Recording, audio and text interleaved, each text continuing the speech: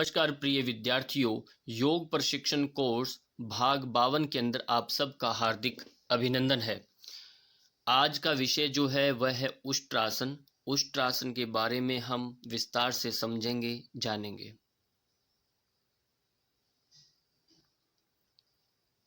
उष्ट्रासन। उष्ट्रासन शब्दार्थ एवं नामकरण कैसे पड़ा उष्ट्रासन का? उष्ट्र का अर्थ होता है ऊंट, अर्थात इसी में शरीर की आकृति ऊंट के समान होने के कारण इसे उष्ट्रासन कहा जाता है।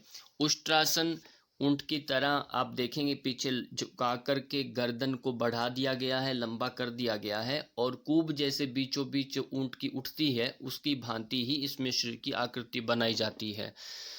तो आप देख सकते हैं कि नाम इसका देखिए, पहले संस्कृत में उष्ट्रासनम कहते हैं, हिंदी में उष्ट्र ऊंट आसन कह सकते हैं और अंग्रेजी में कैमल पोज के नाम से इसे जाना जाता है। आप ऊंट का जो चित्र देख रहे हैं, ऊंट के बीचों बीच जो कूब है, ऊंट के जो पाँव हैं बहुत मजबूत होते हैं। इससे हमारी थाइज मसल्स जो हैं, गर्दन की जो लचक है, गर्दन का रोग है, वो सब ठीक होते हैं। इसका अपने आप में बहुत लाभ है और ये सारा आपका पूरा यूं कहें कि आपकी जो उदान वायु है और दूसरा आपका ये नाग प्राण है, ये दोनों प्राण, उपप्राण और महाप्राण, इन दोनों को ये बलिष्ठ बनाता है, उनको स्ट्रॉन्ग करता है, जिससे आपकी प्यास है, भूख है, उस पर नियंत्रण आने लगता है। आपका शरीर धड़ पूरा एक अस्तित्व में सीधा खड़ने का, बैलेंस देने का कार्य करता है। इसलिए ये आसन बहुत लाभकारी है, इसको हम समझेंगे अभी आगे। सबसे पहले इन आसन का भी ग्रंथों में खूब वर्णन किया गया है। अब हम घेरण संहिता से संबंधित श्लोक को पढ़ेंगे और आप इसको ध्यान से सुनिए। इस श्लोक में क्या कहा गया है? अध्याश्रशेते पदयुग्मव्यस्तं पृष्ठे निधाय पिधृतं कराभ्याम् आकुञ्चयेत् सम्यगुदरास्य गाढमोष्टं च पीठं योगिनो वदन्ति। आपने देखा, इसका भावार्थ समझिए। नीचे मुख करके शयन करे, पुनः दोनों पैरों को पीछे से लाकर दोनों हाथों से धारण करें तथा उदर और मुख को दृढ़ता से आकुंचन यानी बंद करके सिकोड़ लें। इसे योगी जन उष्ट्रासन कहते हैं। आपने कई बार देखा है कि हम अपने घुटनों को मिला करके अपने सिर को घुटनों के नज़दीक ला करके भूमि पर रख करके आगे की ओर धकेलते, हाथों को अपने घुटनों से पकड़ करके, एड़ियों को। वो भी अपने आप में एक उष्ट्रासन का ही प्रतीक है, जो भी इसमें बताया गया है। और ये घेरण संहिता का द्वितीय अध्याय का 41 नंबर श्लोक है, इसको आप देख लीजिएगा। अब हम समझेंगे इस आसन के जो लाभ हैं उनके बारे में। उससे पहले एक विधि क्रम देखेंगे। सर्वप्रथम साधक जांग और पैरों को एक साथ कर पैर की अंगुलियों को पीछे की ओर जमीन पर रखते हुए जमीन पर घुटने स्पर्श कर दे, यानी वज्रासन में वह पहले बैठ जाए। श्वास भरते हुए घुटनों के बल वह खड़े हो जाएगा। पहला नंबर एक ये करना। फिर दोनों हाथों को आगे की ओर फैलाएं और हथेलियां जमीन की ओर रखें। श्वास छोड़ते हुए दाहिनी हथेली दाहिनी एड़ी पर और बाईं हथेली बाईं एड़ी पर रखें। यदि संभव हो हथेलियों को पैरों के तलवों पर रख सकते हो। और फिर क्या करना आपको? हथेलियों से पैरों को दबाना है, सिर को पीछे की ओर ले जाएं, जांघों की ओर रीढ़ को दबाएं और जिससे जमीन की सीध में रहें आप। नितंब संकुचित कर लेंगे और गर्दन पीछे की ओर तान देंगे। रीढ़ की समस्त नीचे की वाली जो तिकोनी हड्डी को भी आगे की ओर दबाना है और जिससे आपका आगे का भाग बिल्कुल सीध में आ जाए। अंतिम स्थिति में स्वाभाविक श्वास प्रश्वास, इस स्थिति में आधे मिनट तक आप स्थिर रह सकते हैं। जितना आप यथा सामर्थ्य रोक सकते हैं उतना रुकें।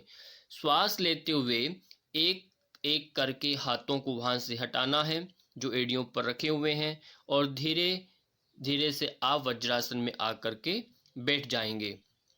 और कालावधि की बात करें 15 सेकंड से 3 मिनट तक, यानी इसमें समय भी आप ज़्यादा रुक सकते हैं। न्यूनतम 15 सेकंड बताया, इससे भी कम हो सकता है नए अभ्यासियों के लिए। फिर भी इतना आप रुकेंगे तभी आपकी समयबद्धता बनेगी।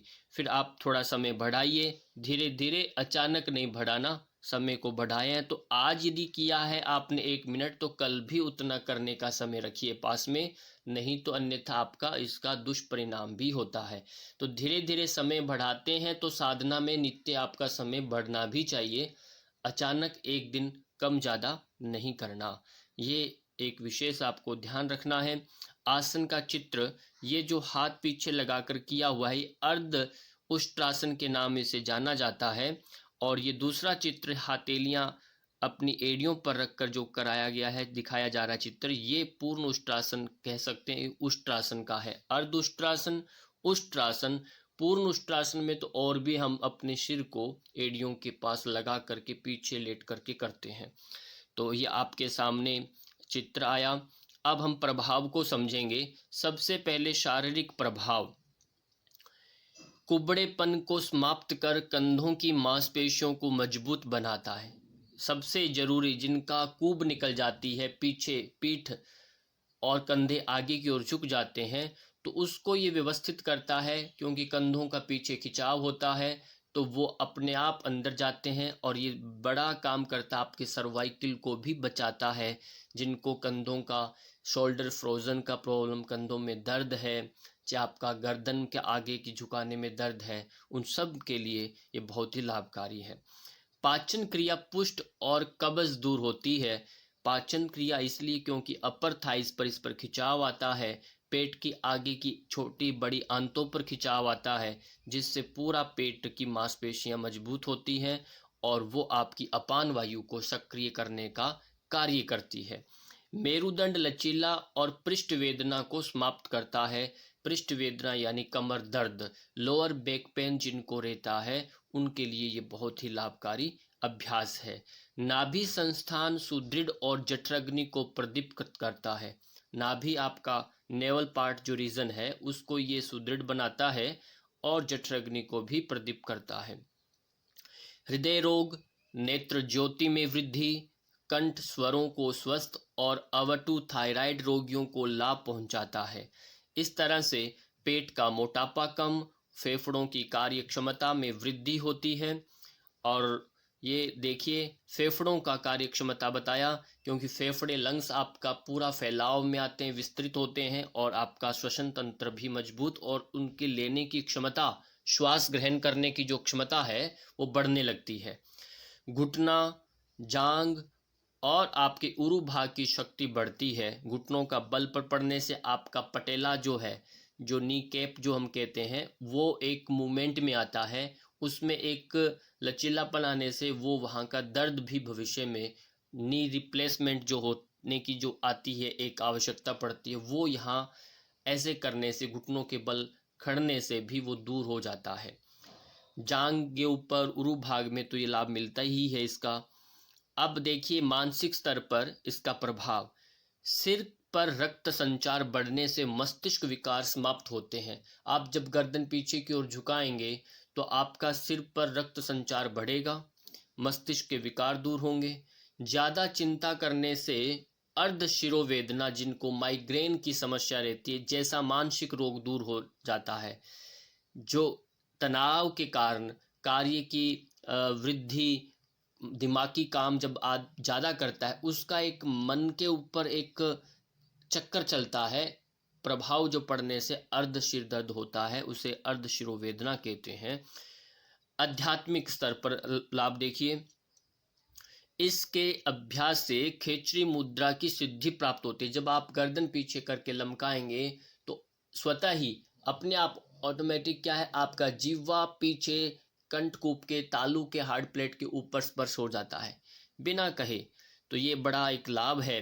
वाक सिद्धि में सहायक है, क्योंकि विशुद्धि चक्र आपका इससे बड़ा प्रभावित होता है।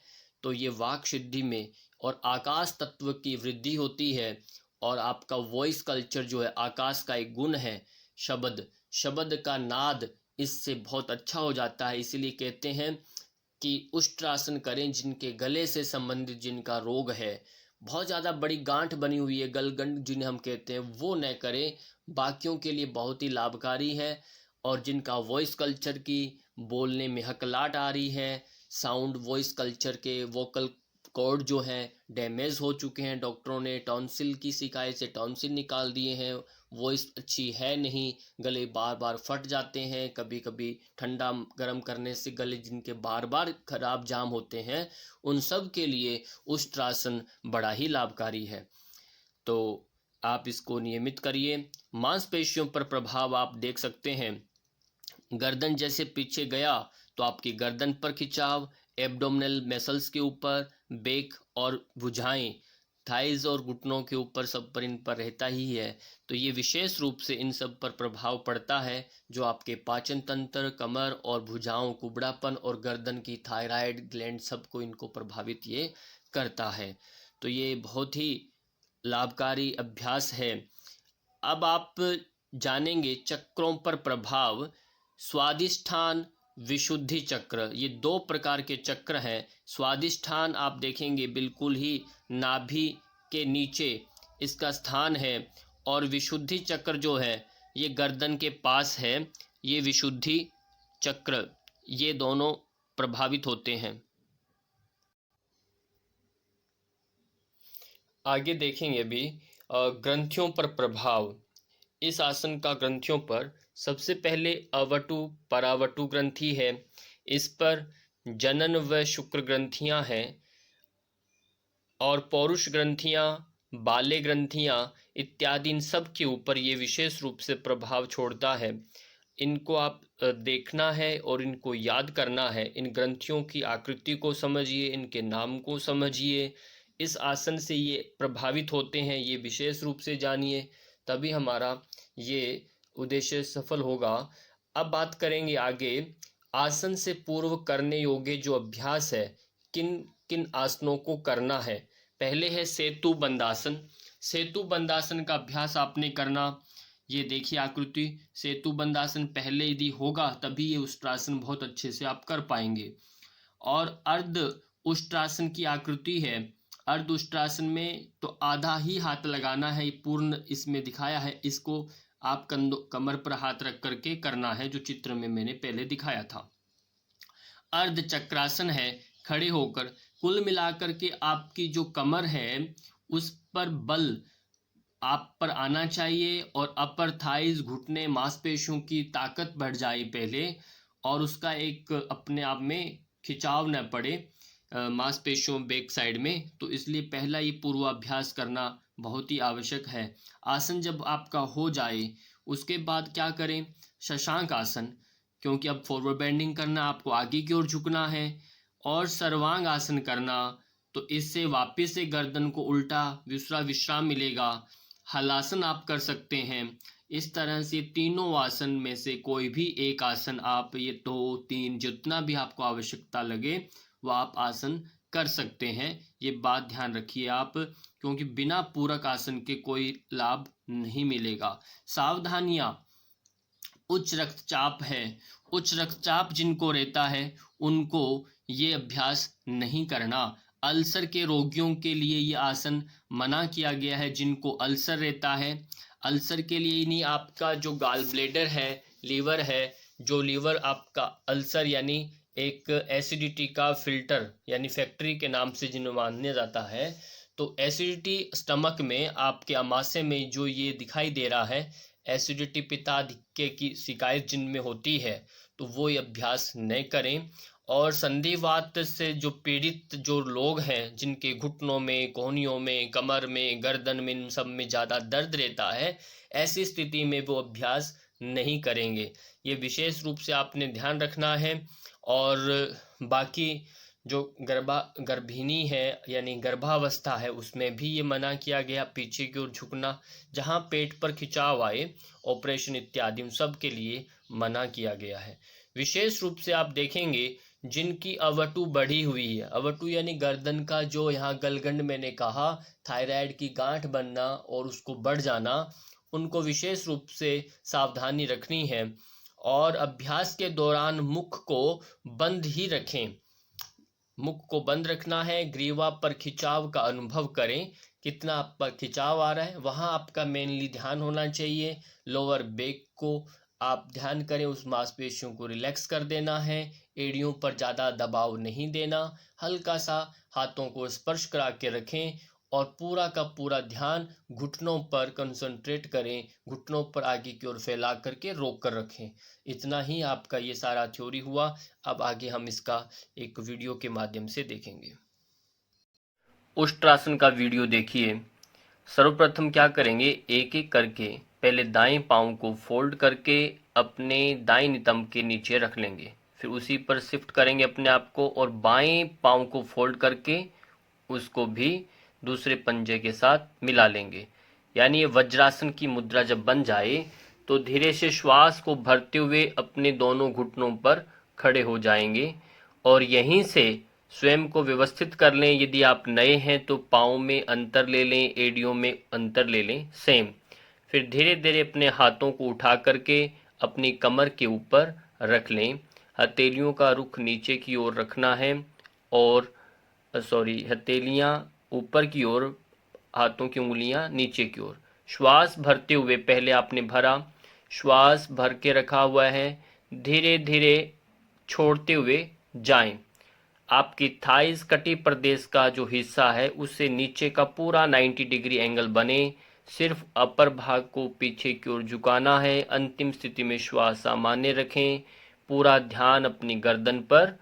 जैसे वापस आए तो श्वास भरते हुए आपने सीधा होना, श्वास छोड़ते हुए हाथों को आपने नीचे करके लाना है और धीरे धीरे अपने स्थान पर बैठ जाना।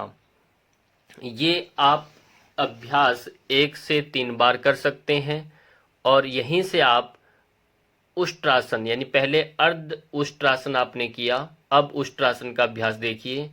श्वास भरते ऊपर गए, फिर एक एक करके पहले दाएं हाथ को घुमाया, कंधे से अच्छे से घुमा करके दाएं एडी पर रख दें। फिर बाएं हाथ को घुमाना है पूरे कंधे को अच्छे से, फिर बाईं एडी पर आप रख देंगे। हथेलियां आपकी एडी के साथ स्पर्श करें, शरीर को आगे की ओर फैलाना, फिर पूरा श्वास छोड़ते हुए धीरे धीरे गर्दन को पीछे की ओर झुका देना है। अंतिम मुद्रा में पूरा ध्यान आपका गर्दन पर, घुटनों पर, बाह्य आपके थाइस पर बनाकर रखें। श्वास आपका सामान्य रहेगा, जरा भी जल्दबाजी नहीं करना। पूरा अंतिम मुद्रा में स्वयं पर ही ध्यान बनाकर रखें। जब इस स्थिति में हो तो धीरे धीरे वापस आना हो तो वापस आएंगे। अंतिम में श्वास पहले गर्दन ऊपर किया, फिर धीरे से जिस क्रम से गए उसी क्रम से आपको वापस आना है। हथेलियां नीचे की ओर हैं, हाथों को नीचे रखेंगे और फिर वापस से अपने घुटनों से वज्रासन में बैठ जाइए। वज्रासन में आने के बाद एक एक करके या दोनों पांव को एक साथ भी बाहर की ओर फैला दें, यानी शिथिल दंडासन में आप जाएंगे। यहाँ आपने ध्यान दिया होगा आसन करते हुए एक क्रमबद्धता है, एक लयबद्धता है और समयबद्धता। इन तीनों का विशेष आप अपने आसन के अंदर बनाकर रखें, तभी आसन आपका पूर्ण माना जाएगा। हम उष्ट्रासन की कुछ विशेष बातों को समझेंगे, कहाँ हमारी गलती होती है उनको जानिए। सर्वप्रथम आप क्या करते हैं, एक दंडासन की स्थिति में आकर बैठ जाना है। दंडासन में बैठने के पश्चात आपने पहले दाएं पांव को फोल्ड करना है। जिस तरह से हम वज्रासन में बैठते हैं वैसे ही उसी भांति आपने एक एक करके दोनों पांव को फोल्ड करके अपने आप को सीधा करके बैठ जाइए। यहाँ आपकी दृष्टि सामने की ओर रहेगी, कमर पूरा आपका सीधा रहेगा। एड़ियाँ चाहें तो आप इनको साइड में ऐसे गिरा सकते हैं, पंजे विशेष रूप से मिला करके रखने। ये स्थिति मुद्रा जब आपकी बन जाती है तो आप समझिए उष्ट्रासन के लिए आप रेडी हैं। यहाँ ही आपको समझ में आ जाएगा कि आपके घुटनों में दर्द है या एड़ियों में, कमर में, यानी पाँव से संबंधित। आप क्योंकि पाँव के ऊपर खड़ना है आपने, तो घुटनों का ये बहुत जब इतने पास में जब मिल जाते हैं तो आप समझिए घुटने आपके स्वस्थ हैं। ठीक, ये एक बड़ा एक हमारा अनुमान हो जाता है कि पैर अब ठीक हमारे। फिर आपने क्या करना, घुटनों के बल, ये मैं कह रहा हूँ खड़े होना है। घुटनों के बल जब आप खड़े हो जाते हैं तो यहाँ भी वही बात आपको ध्यान देना है कि आपकी एड़ियाँ यहाँ पर दोनों मिली रहें। यदि बैलेंस न बने, बैलेंस यानी आपका पीछे झुकने में बैलेंस आप न बना सकते हैं, तो आप पाँव में अंतर लेंगे। पाँव में यदि अंतर लेते हैं दोनों में इतना इतना, तो पीछे पंजों में भी सेम उतना अंतर रखना है। ये बात विशेष आपको हमेशा ध्यान रखनी है, कितने भी जो भी आसन आप करें सेम अंतर रखना है। ऐसा ना हो पैरों को मिला लिया, घुटनों को खोल लिया, ऐसा नहीं होगा कभी। ये मुद्रा पूर्णतः जब सिद्ध होने के बाद फिर हम एक एक करके दोनों हाथों को कमर के पीछे रख लेंगे। अब यहाँ भी आपको ध्यान देने की आवश्यकता ये है, हथेलियों का रुख जो है वो उंगलियों का रुख नीचे की ओर है, हथेलियां कमर की ओर लगी हुई हैं। अब कोहनियों को आपस में कोशिश करना है मिलाने की, इधर को इधर दोनों को आपस में मिलाने की कोशिश करें और एक सीध में लाने की कोशिश करें। जहाँ कंधे हैं, दोनों कंधों में जो उतना अंतर है उतना ही अंतर आपके पीछे कोहनियों के अंदर होना चाहिए। ये मेन हमारा उद्देश्य होना चाहिए।